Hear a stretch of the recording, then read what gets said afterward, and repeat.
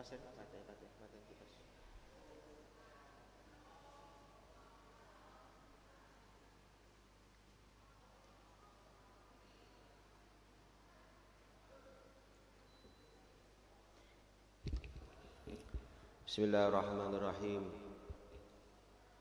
Ila hadratin Nabi al-Mustafa Sayyidina wa Habibina wa Syafi'ina wa Qurrati a'yunina Maulana Muhammad Ja'uduladim Zayyadin Ya Haja Maria Ulfah Ki Haji Muhammad Munif Muhammad bin Faraq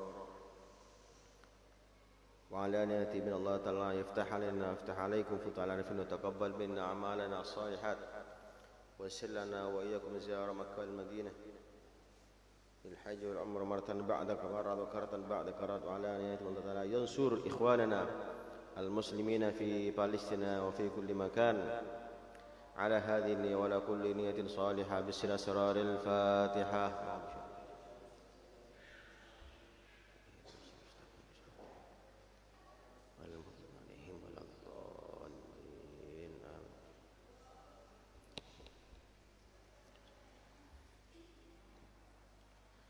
Bismillahirrahmanirrahim. Alhamdulillahi rabbil alamin. Wassalatu wassalamu ala asyrafil anbiya'i wal mursalin sayyidina wa habibina wa syafi'ina wa qurrati a'yunina maulana Muhammadin wa ala alihi wa sahbihi ajma'in. Subhanaka la ilma lana illa ma 'allamtana innaka antal alimul hakim. Qala rabbi shrah li sadri wa yassir li amri واحلل عقدة من لساني يفقهوا قولي برحمتك يا أرحم الراحمين. وبسادنا دينا المتصلين إلى الإمام المفسر الإمام الجلالين رحمه الله تعالى ونفعنا به وبعلومه سائر الصالحين في الدارين آمين.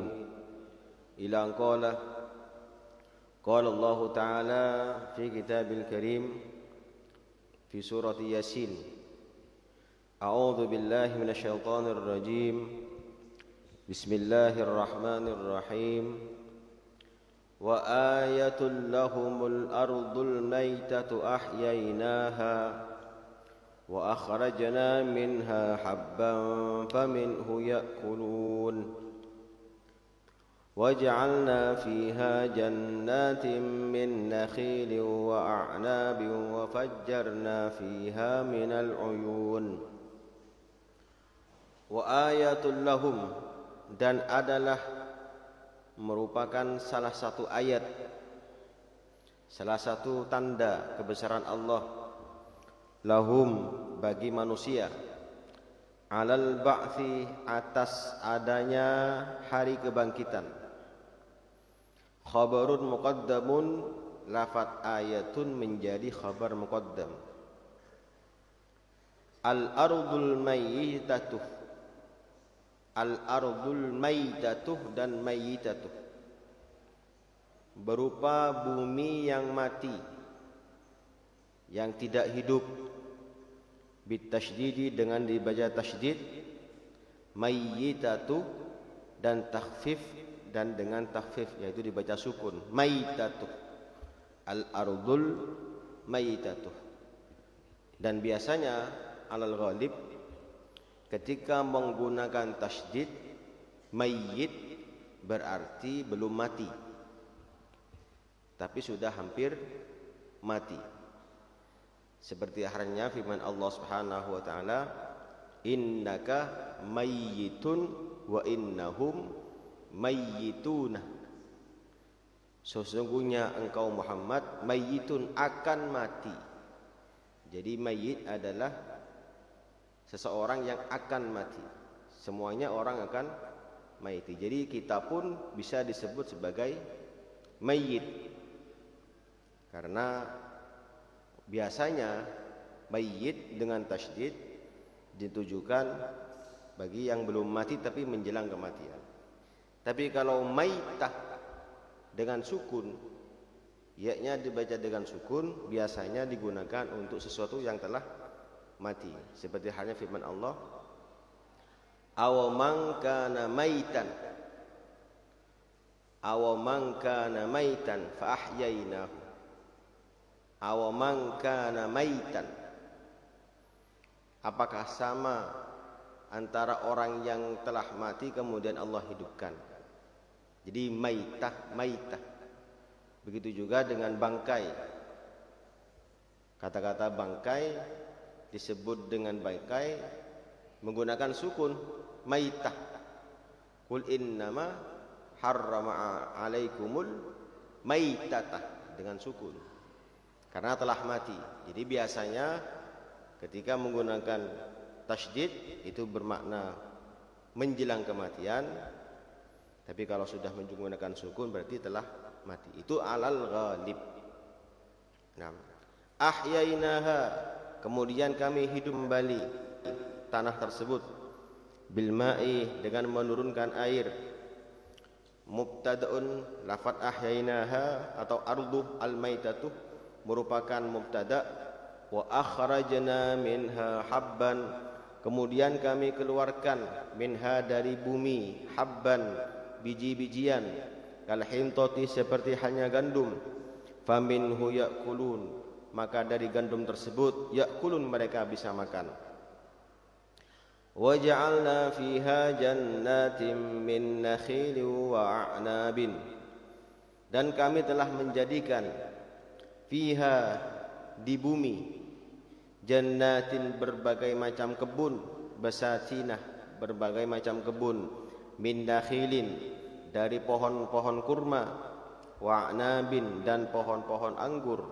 Wa fajjarna fiha minal uyun, kemudian kami munculkan fiha, di bumi, minal uyunih, dari berbagai macam sumber mata air. Ai ba'dihha, sebagian dari sumber mata air. Liya'kulu min thamarihi wa ma 'amilathu aydihim.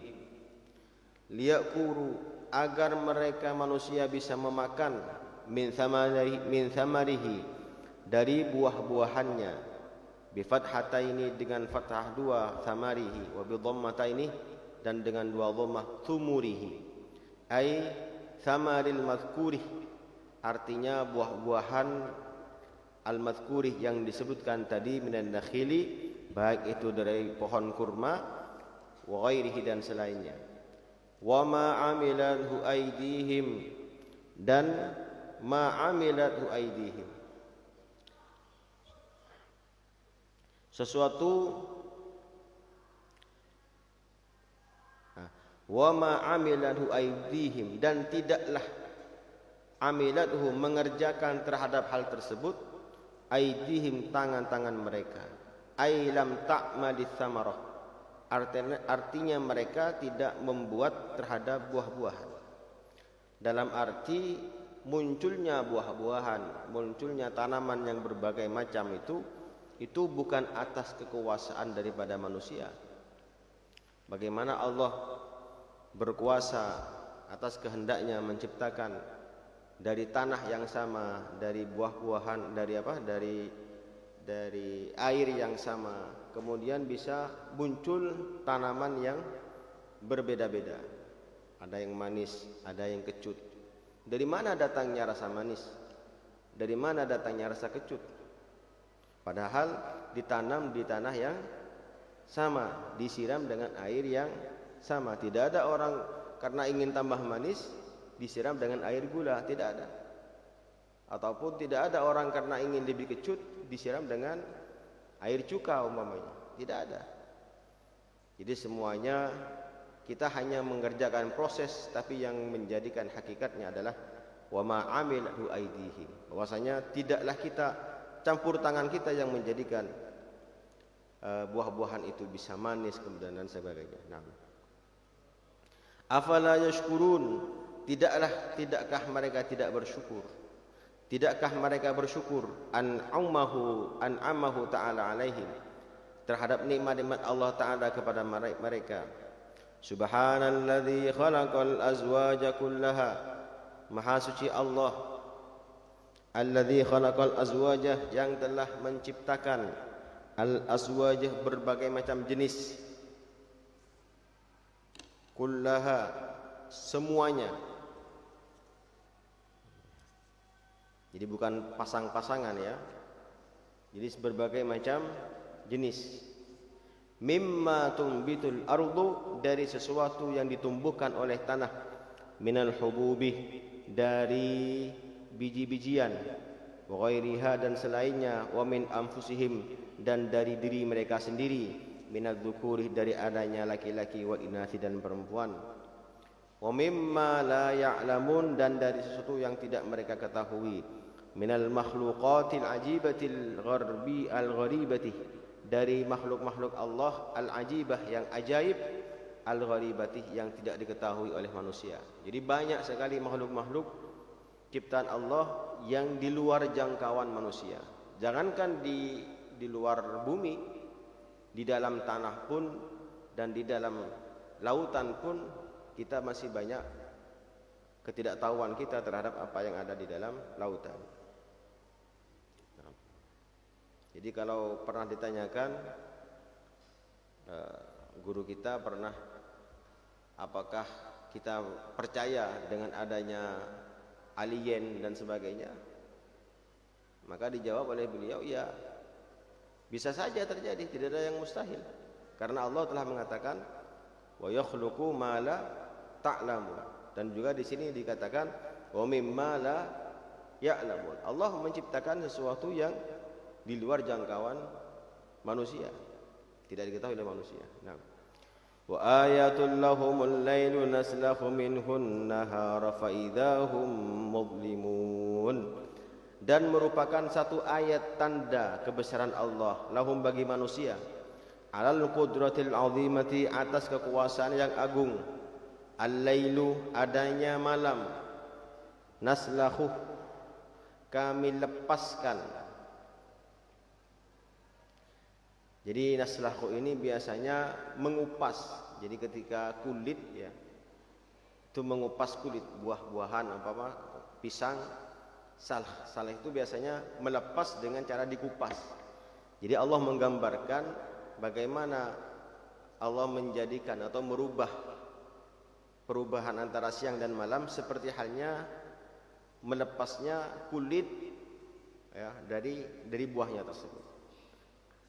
Al-lailu naslakhu, kami lepas, nafsilu, kami pisahkan, minhu, dari malam, an-nahara, siang, fa idzahum mudlimun, maka tiba-tiba hum, mereka, mudlimun, berada di dalam kegelapan, dakhiluna fi dhalam, mereka masuk di dalam kegelapan.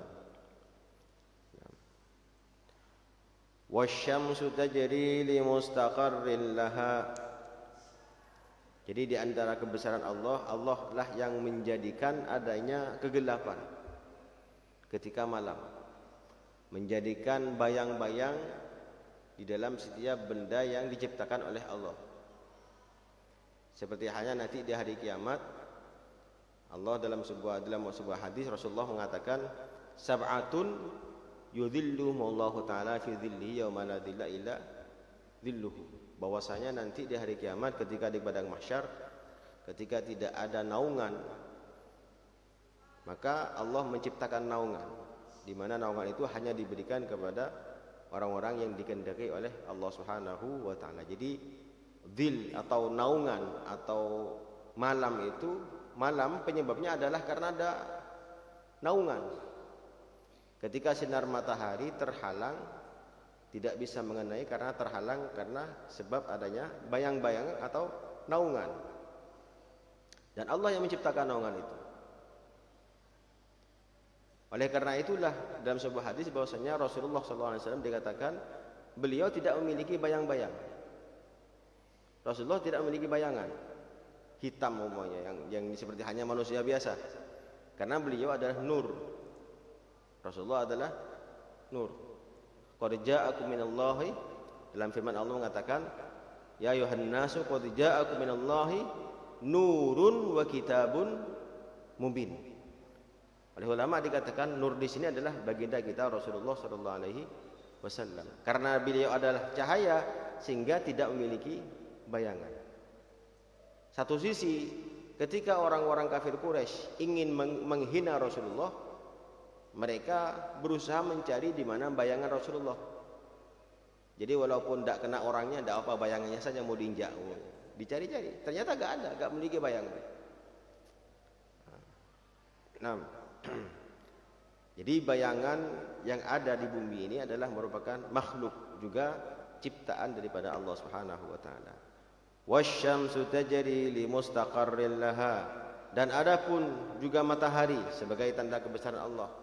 Wasyamsu, dan matahari, tajri berjalan, ila akhirih, terhadap akhirnya, min jumlati al ayat, merupakan dari jumlah ayat, lahum, merupakan ayat lahum bagi orang, bagi manusia, au ayatul ukhra, wal qamaru, dan juga rembulan, kadzalika, seperti itu juga, li mustaqarril laha, terhadap mustaqarril laha, terhadap tempat berjalannya, terhadap posisi berjalannya, atau bahasa sekarang terhadap orbitnya. Kalau sekarang orbit perputarannya.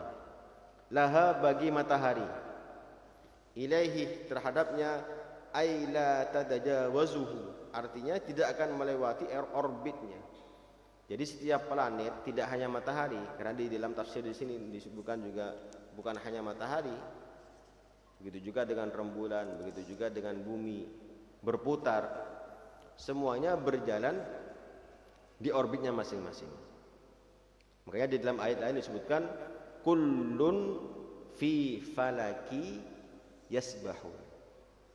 Kullun fi falaki yasbahun. Masing-masing benda langit, planet, bintang dan sebagainya, fi falakin yasbahun, semuanya itu berjalan di falak. Falak itu orbit. Jadi semacam rel, kalau kereta api semacam rel di mana tidak akan bergeser, sehingga tidak akan bertabrakan. Tidak akan bertabrakan. Bagaimana bumi itu melayang, berputar, tapi tidak bertabrakan satu dengan yang lain.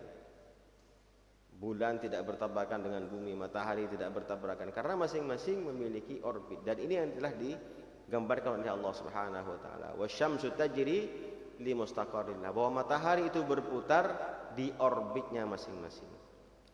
Dzalika taqdirul azizil alim, hal tersebut, jaryuha, berjalannya matahari, takdirul azizil alim, merupakan takdir daripada Allah, ketentuan daripada Allah al-aziz, yang maha berkuasa, fi mulkihi, di dalam kekuasaannya, di dalam kerajaannya, al-alim, dan maha mengetahui, bi khalqi, terhadap makhluknya.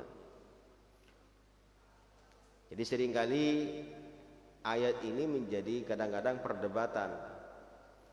Yang berputar itu apakah matahari atau bulan, ataukah bumi yang berputar? Yang berputar ini bumi, ada yang mengatakan ternyata matahari yang berputar.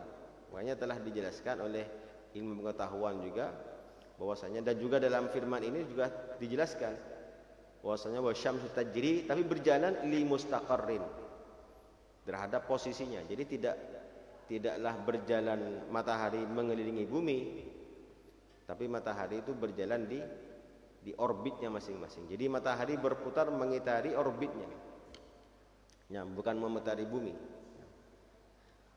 Wal qamara qaddarnahu manazila hatta 'ada kal urjunil qadim, dan terhadap rembulan, birraf'i, dengan dibaca rafa' wa nasbi dan nasab, wa huwa, dan bulan tersebut dibaca nasab, ya, mansubun, dinasabkan, bi fi'lin, dengan fi'il, yufassiruhu, menafsirkan terhadap fi'il tersebut, ma ba'dahu, lafaz setelahnya, qaddarnahu, telah kami tentukan, min haitsu sairihi, dari segi atau dari arah sairi, perjalanannya rembulan, manazilah, terhadap tempat-tempat terbitnya.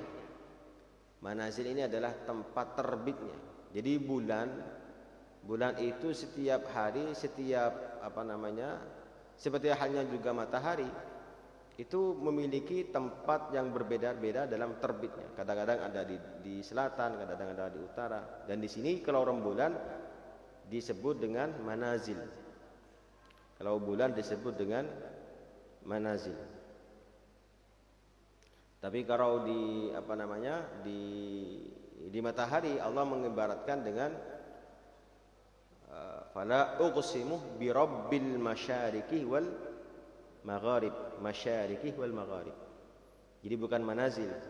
masyariqi wal magharib, bahwasanya timurnya itu banyak, magharibnya juga banyak. Artinya matahari itu berpindah-pindah, terbitnya berbeda-beda setiap musim, setiap bulan.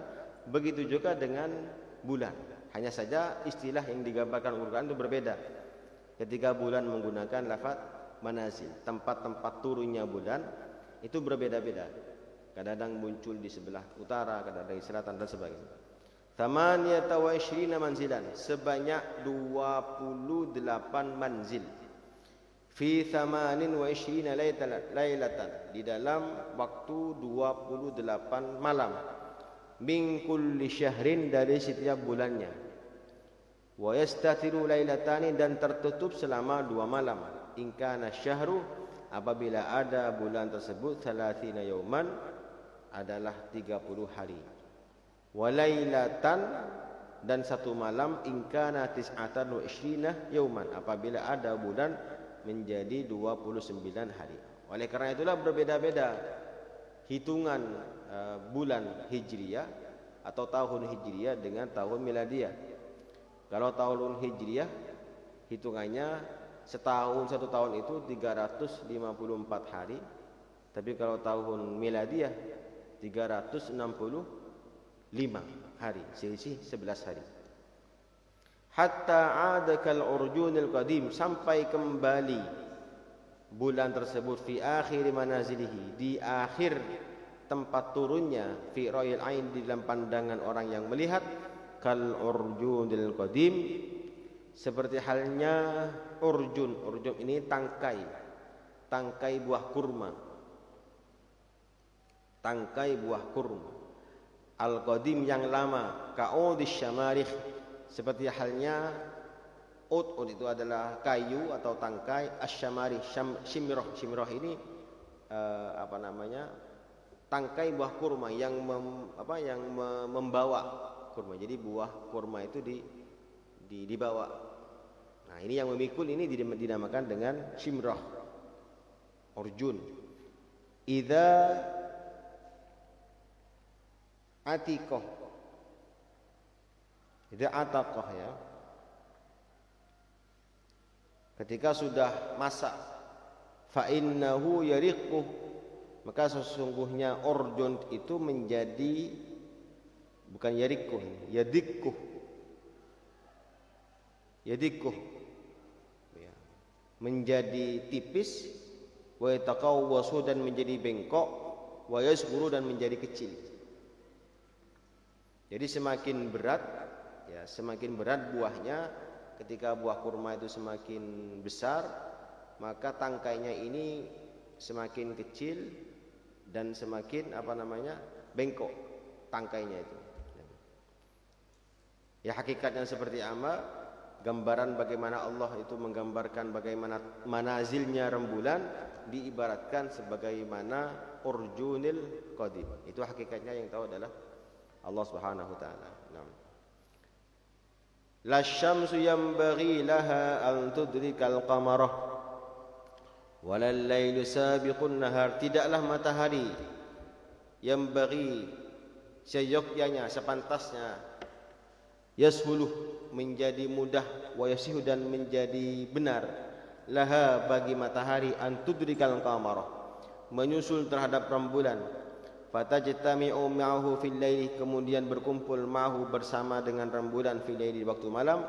Walal lailu sabiqun nahar, dan tidak pula malam sabiqun nahar, mendahului siang. Fala ya'ti qabla inqidha'ihi, maka tidak datang rembulan sebelum habisnya waktu siang. Nah, jadi artinya, ya, masing-masing tahu kapan terbitnya, kapan kemudian tenggelamnya. Subhanallah. Bahkan disebutkan dalam, ada syairan itu mengatakan bahwasanya matahari dan rembulan itu masing-masing terbit. Matahari terbit, rembulan itu masih terbit. Karena apa? Setiap hari ingin mengucapkan salam kepada baginda Rasulullah sallallahu alaihi wasallam. Tidaklah matahari terbit dan tidaklah rembulan itu terbit kecuali hanya untuk mengucapkan salam kepada baginda Rasulullah sallallahu alaihi wasallam. Wa kullun fi falaki yasbahun, dan masing-masing dari benda langit, tanwinuhu, tanwinnya adalah fatlu kundun, iwadun merupakan tanwin iwad, pengganti anil mudhafi dari mudhaf ilaih, minasyamsi dari matahari, wal qamari dan rembulan, wan nujum dan juga bintang-bintang, fi falaki yasbahun, di dalam falak, di dalam orbitnya, mustadirin yang berputar, yasbahun, mereka yasbahun itu yasbah, yasbah itu berenang, yasbahun berenang. Jadi planet itu berenang di orbitnya. Subhanallah. Bagaimana Allah menggambarkan perpindahan, perputaran bulan atau benda-benda langit itu di orbit itu seperti hanya berenang. Dan ini pernah ada penelitian sampai menyebabkan ada beberapa seorang peneliti masuk Islam karena melihat atau menggambarkan bagaimana melihat gambaran Al-Qur'an yang menggambarkan bagaimana benda langit itu ternyata berenang. Di orbit itu berenang. Cuma saya lupa gambarannya seperti apa. Yang jelas ada seorang peneliti dari dia non muslim masuk Islam karena mengetahui tentang kebenaran Al-Qur'an yang menggambarkan benda-benda langit itu berenang di orbit. Yasiruna, yang mana mereka berjalan, nazalu nuzzilu, nuzzilu ditempatkan benda-benda langit, manzilatal uqala, seperti hanya tempatnya orang-orang yang berakal. Jadi menggunakan yasbahun, menggunakan jamak mudzakkar salim, yang mana biasanya jamak mudzakkar salim itu digunakan untuk orang yang berakal. Wa ayatul lahum anna hamalna dzurriyyatahum, wallahu a'lam bishawab.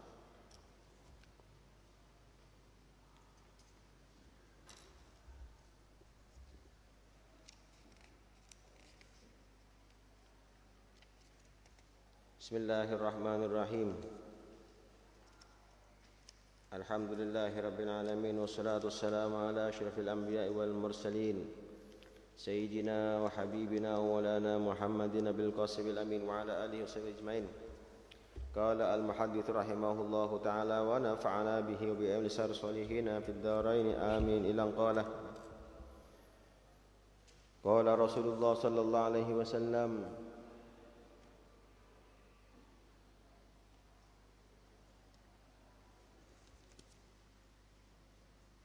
ittaqu, betul ya, ittaqu da'watal mazlumi, takutlah kalian terhadap doanya orang yang terzalimi. Fa innaha, maka sesungguhnya doa tersebut, tuhmalu, itu dibawa, alal ghamami, di atas awan. Yaqulullahu, berfirman Allah, wa izzati wa jalali, dan demi kekuasaanku dan demi keagunganku, la ansurannaka, sungguh-sungguh saya akan berikan kemenangan kepadamu, walau ba'da hinin, walaupun setelah beberapa waktu. Rawahu Tabrani an Huzaimah bin Ibni Thabit. Jadi doanya orang terzalimi pasti dijabah oleh Allah Subhanahu wa taala. Hanya saja kapan, nah itu hanya Allah yang tahu. Yang jelas pastilah Allah menghendaki kebaikan yang akan diberikan Allah kepada orang-orang yang terzalimi. Termasuk juga saudara-saudara kita yang ada di Palestina yang sedang terzalimi oleh orang-orang Israel. Mereka telah diberikan kemuliaan oleh Allah Subhanahu wa taala. Makanya disebutkan dalam firman Allah, "Qul hal tarabbasuna bina illa ihdal husnayaini." Illa ihdal husnayaini, bahwasanya dua kebaikan yang Allah berikan kepada mereka yang mati syahid. Yang jelas pahala mati syahid itu tidak ternilai. Jadi ketika Allah menjadikan mereka terbunuh dan mati syahid, itu merupakan suatu kemuliaan bagi mereka dari Allah Subhanahu wa taala. Sehingga seringkali kita menyaksikan bagaimana mereka justru seolah-olah kita melihat bagaimana saudara kita di Palestina, mereka seperti halnya ketika disuruh keluar oleh orang Israel dari Gaza, agar selamat. Justru mereka yang merindukan, tidak mau keluar, bahkan pengen mati. Anak-anak kecil itu seperti hanya sudah dididik. Ini rumah saya, padahal itu kuburan. Nanti saya mati di sini, nanti kuburan saya di sini. Jadi seolah-olah mereka sudah siap untuk mati syahid. Subhanallah.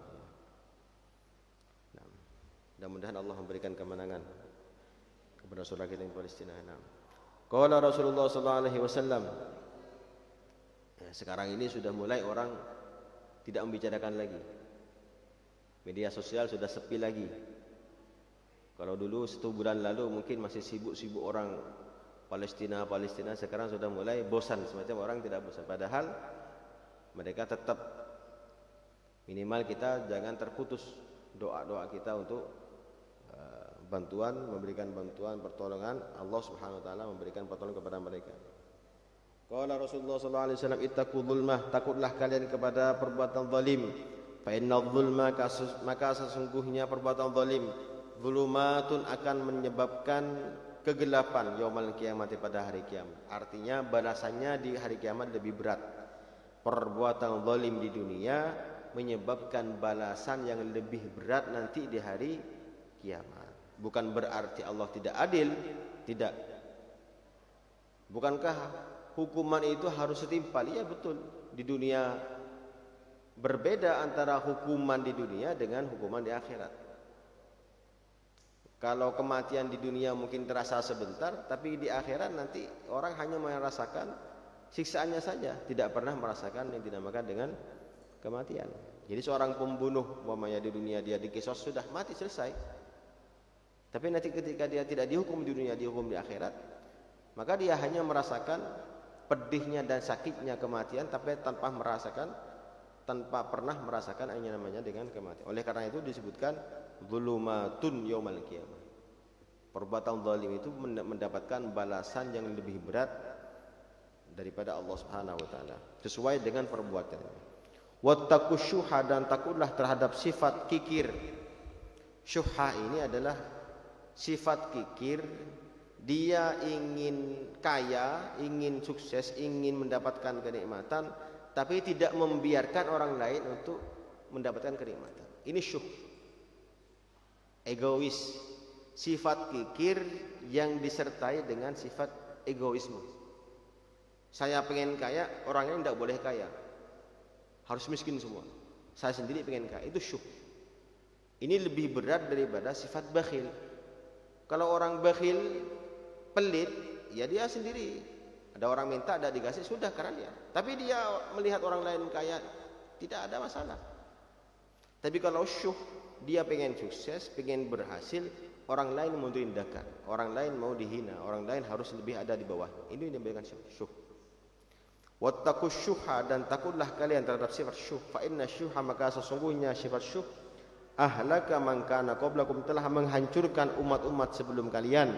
Wa hamalahum, dan menyebabkan terhadap mereka, ala an safaku dimahum, atas safaku, mengalirkan di darah-darah mereka, artinya membunuh mereka. Wastahallu maharimahum, dan telah menghalalkan hal-hal yang diharapkan oleh Allah ya, kepada mereka. Rawahu Muslimun.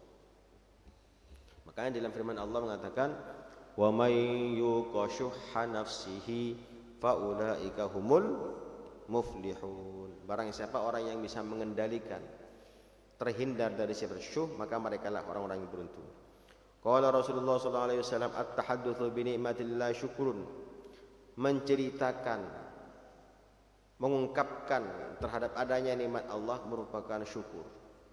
Ungkapan kita mengungkapkan terhadap adanya nikmat yang Allah berikan kepada kita, itu merupakan salah satu bentuk rasa syukur.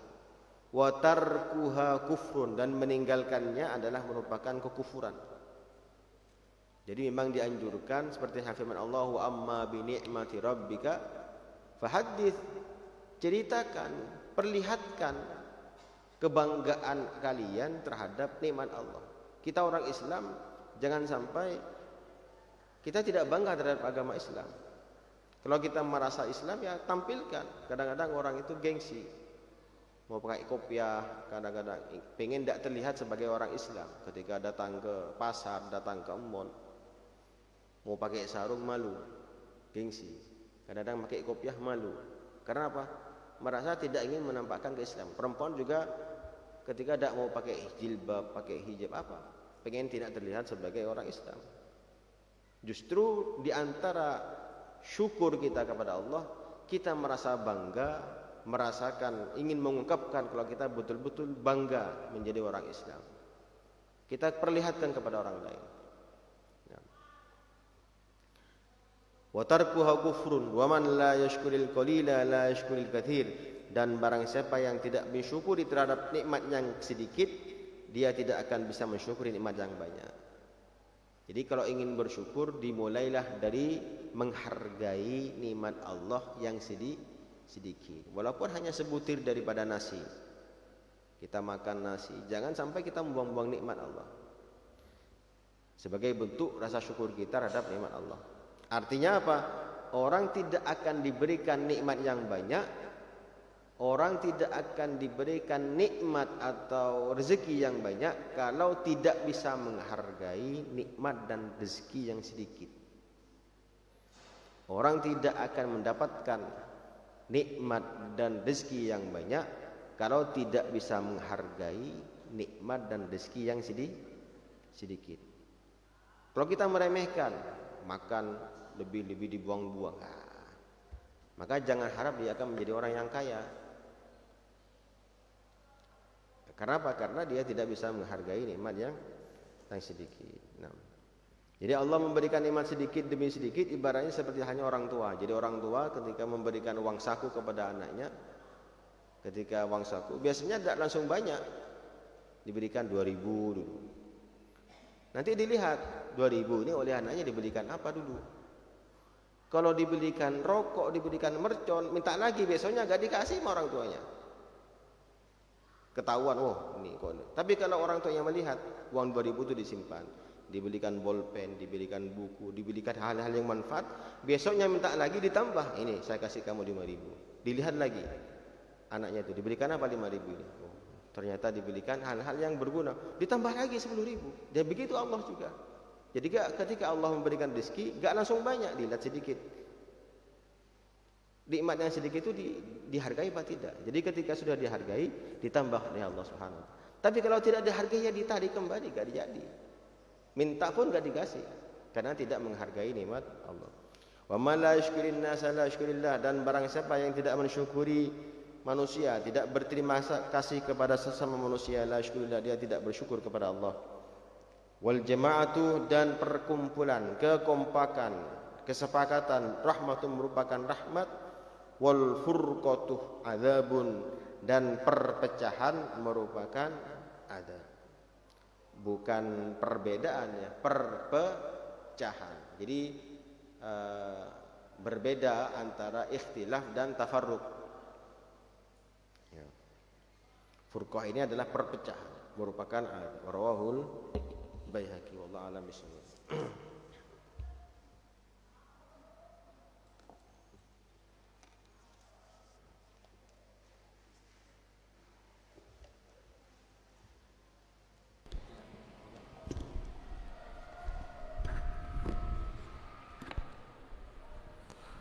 Assalamualaikum warahmatullahi wabarakatuh.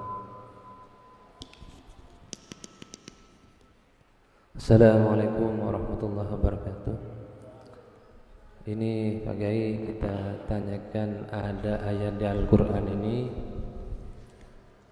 ada bentuknya mufrad, musanna dan jamak. Lillahil masyriq wal maghrib.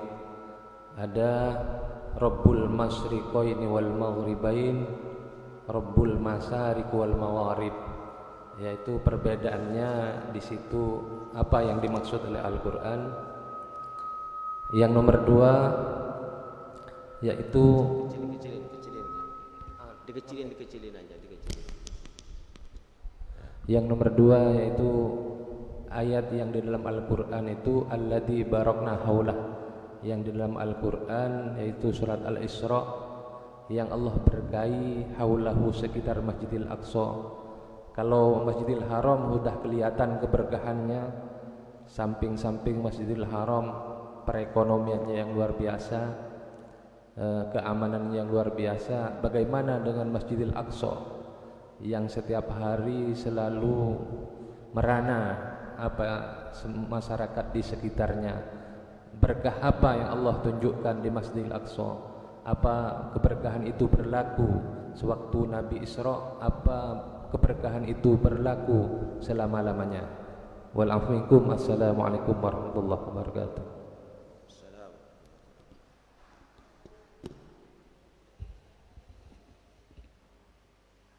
Bismillahirrahmanirrahim.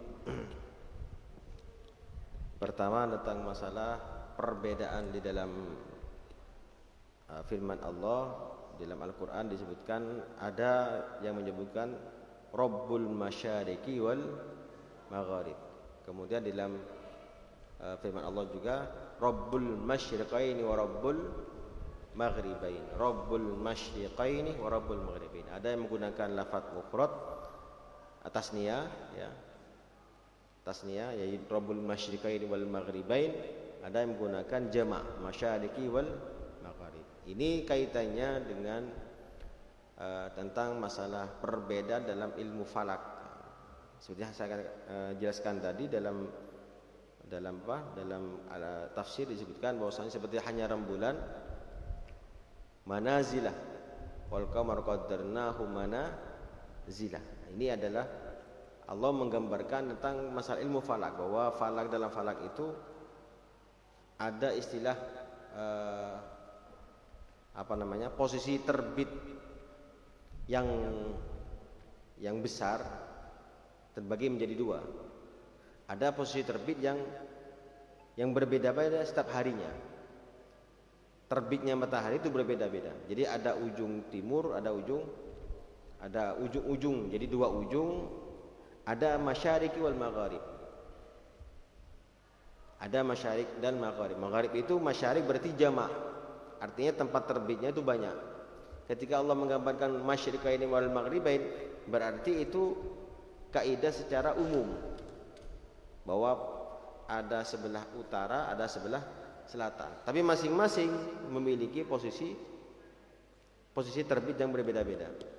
Jadi ibaratnya begini, kalau masyariqi wal magharib itu berarti perpindahan per hari, perubahan terbit per hari. Tapi kalau masyriqaini wa rabbul maghribain itu perubahan terbit setiap setengah tahun sekali. Setahun dibagi menjadi dua. Setahun menjadi dua, perubahan tempat terbitnya dibagi menjadi dua. Ini penjelasan dalam ilmu falak. Jadi ada yang terbagi menjadi dua secara umum, rinciannya masyariqi wal magharib. Sehingga ada istilah, kalau dalam ilmu zodiak itu ada istilah rasi bintang, itu ada kaitannya juga dengan masyariqi wal magharib. Jadi yang menentukan arah angin, yang menentukan tentang masa musim, pergantian musim dan sebagainya, itu juga masyariqi wal magharib. Jadi ada terbit masyrik yang dibagi menjadi dua setiap 6 bulan sekali. Ada masyariqi yang terbagi setiap hari. Setiap hari berubah. Kalau kita lihat matahari sekarang di sebelah sini, besoknya sudah pindah sedikit, geser. Itu dinamakan dengan masyariqi wal magharib. Tapi kalau hitungannya itu per bulan, kadang-kadang sebelah kanan, kadang-kadang sebelah kiri. Ini 6 bulan di sebelah kanan, di sebelah utara, 6 bulan di sebelah selatan. Jadi pembagiannya demikian. Jadi kalau masyriqaini wa rabbul maghribain berarti secara umum sebelah utara 6 bulan, sebelah selatan 6 bulan. Tapi kalau masyariqul maghrib itu hitungannya adalah per hari, itu berubah, pindah-pindah. Wallahu a'lam. Itu yang disebutkan oleh ulama. Terus yang kedua datang masalah barakna haulahu. Jadi ketika Allah menggambarkan barakna haulahu, Allah telah menjadikan tempat itu penuh berkah. Seandainya tidak ada peperangan, ya. Jadi dimanapun kalau ada peperangan, ya tidak bisa ekonomi dan sebagainya. Tapi secara hakikat bahwasanya apa yang Allah jadikan, turunkan kepada tanah Palestina, mengapa Yahudi, coba kita bayangkan, mengapa Yahudi ngotot ingin merebut tanah Palestina? kalau memang di sana itu tidak ada berkah.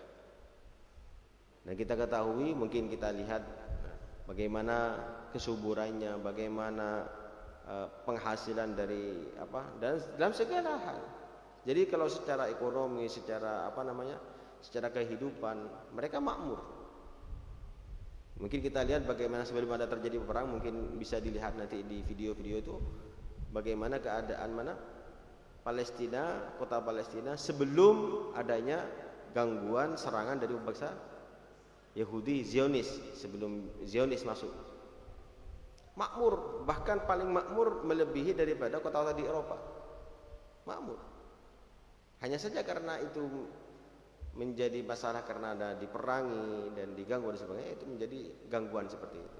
Jadi asal barokahnya tidak hilang, berkahnya dari tanah, dari tempatnya, kemudian apalagi dari pahala yang Allah berikan bagi mereka yang melaksanakan ibadah di Baitul Maqdis. Jadi berkah itu bisa dimaknai bahwasanya dari dari kesuburan tanahnya, dari kenikmatan yang Allah berikan, juga dari posisi dari posisi berkah dalam artian pahala yang Allah berikan sediakan bagi orang-orang yang beribadah di Masjidil Haram dan di Masjidil Aqsa. Jadi barokah itu artinya berkah Allah berikan sehingga pahala orang yang beribadah dilipat gandakan. Ya, mudah-mudahan Allah memberikan kita kesempatan untuk beribadah di Baitul Maqdis.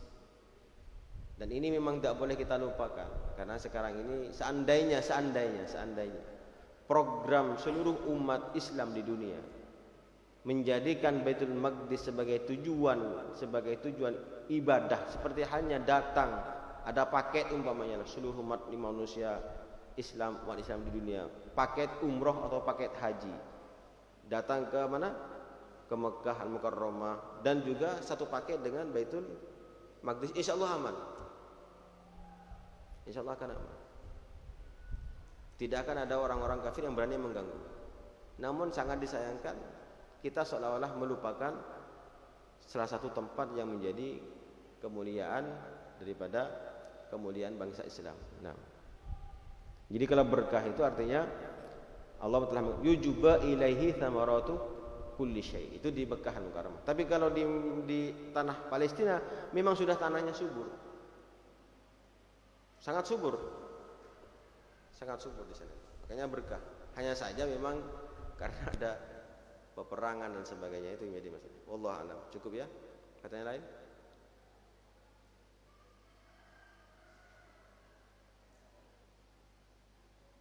Langsung mati ya. Ada baterai.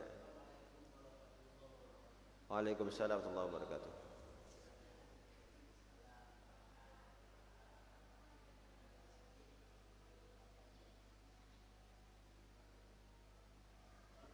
Ada mic biasa aja, mic biasa aja.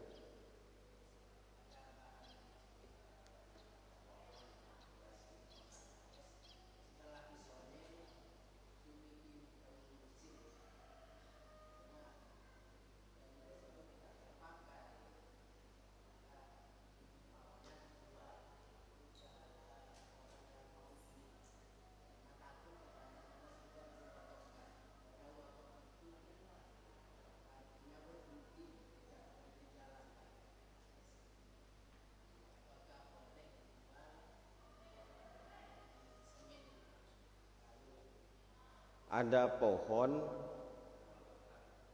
di tanah masjid. Ya. Pohon diwakafkan untuk masjid. Itu tuh mikir. Ada pohon dikasih orang kampung ya, terus dibikin kayu kusen karena tidak terpakai. Kusen. Oh, sudah dijadikan kusen.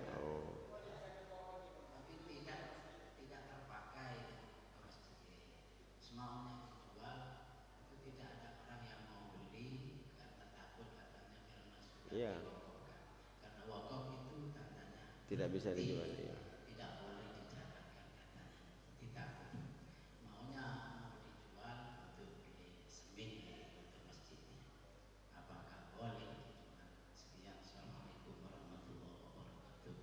Waalaikumsalam warahmatullahi wabarakatuh. Memang ini sering terjadi perbedaan ya, perselisihan. Memang ada yang mengatakan bahwasanya apa yang telah diwakafkan itu sudah mutlak tidak boleh dialihfungsikan, apalagi dijual. Ada yang mengatakan selama itu wakaf, ada wakaf yang memang wakaf untuk lil masjid, ada wakaf lil maslahah. Ada wakfun lil maslahah. Jadi seperti halnya uang dan sebagainya itu bukan wakaf ya.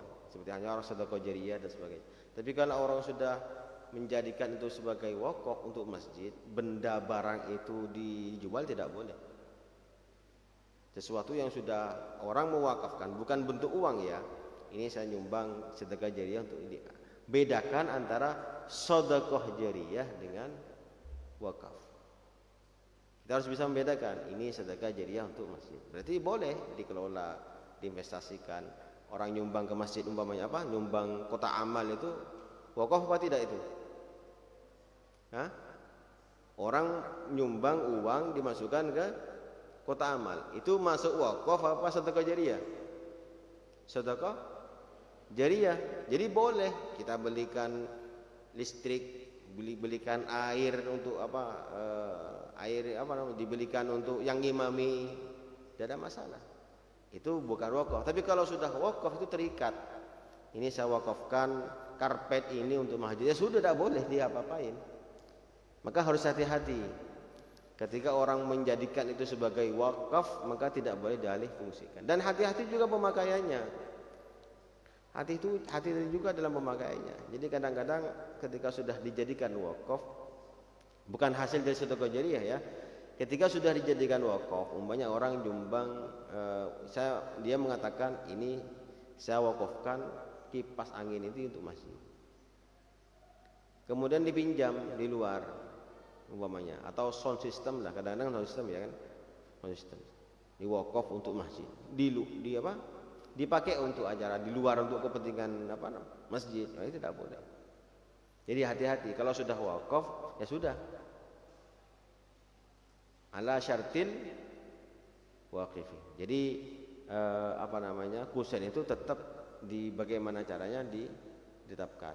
Memang ada ulama, saya mengatakan tidak semuanya begitu. Ada yang mengatakan selama pemanfaatannya itu agar tidak hilang pahala wakafnya karena tidak dipakai, kan tidak dipakai akhirnya kan? Tidak dipakai, daripada nanti dibuang dan hilang pemanfaatannya. Bagaimana caranya? Ya dibelikan sesuatu yang sama. Solusinya itu. Jangan dibelikan semen, hilang nanti. Jadi biar kusen ya, karena takut dijual, tetap dibelikan, dijadikan sebagai kusen lagi begitu. Hasil jemaah, sehingga nanti ibaratnya pahala orang itu tidak hilang. Iya. Kalau kondisi dijual, uangnya mau umpama dibeli triplek ya Pak, itu sama kayak Tawar-tawarannya. Ada dua pendapat, saya kan katakan kan. Ada dua pendapat. Ada yang mengatakan pertama kita berpatokan kepada wakaf. Kalau sudah wakaf tidak boleh sudah. Ini pendapat yang pertama. Yang kedua melihat dari pemanfaatannya.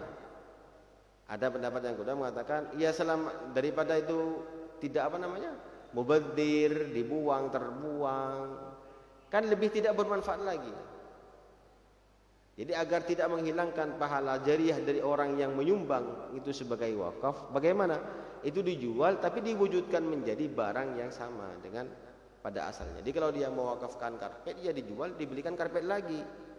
Kalau itu kusen umpamanya, ya sudah dijual, dibelikan kusen yang baru biar pahalanya tetap berjalan dari orang yang nyumbang itu. Sehingga wujudnya tetap ada. Ini dulu ini direnovasi, dibuat, dibelikan kusen yang baru biar pahalanya tetap melekat. Karena kalau tidak umpamanya dibuang atau kan pasti kan dibuang kan, kalau sudah dipakai kan dibuang kan, mau dibuat apa lagi? Atau ditelantarkan, ditaruh di mana? di luar lah, ditimbun di dalam tanah dan sebagainya, kan hilang kemanfaatannya. Daripada demikian dijual tapi diwujudkan, dibelikan menjadi sesuatu yang sama dengan apa yang diwakafkan bulan tersebut. Wallahu a'lam.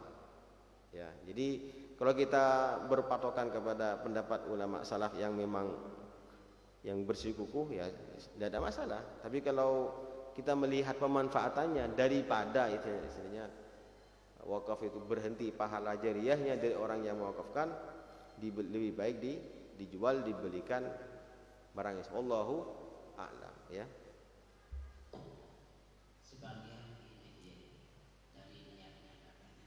Jadi yang punya pohon niatnya diwakafkan di masjid. Tapi seandainya Kusen apa pohon ini? pohon dibikin kayu kusen, setelah disobek di rumah. Lain.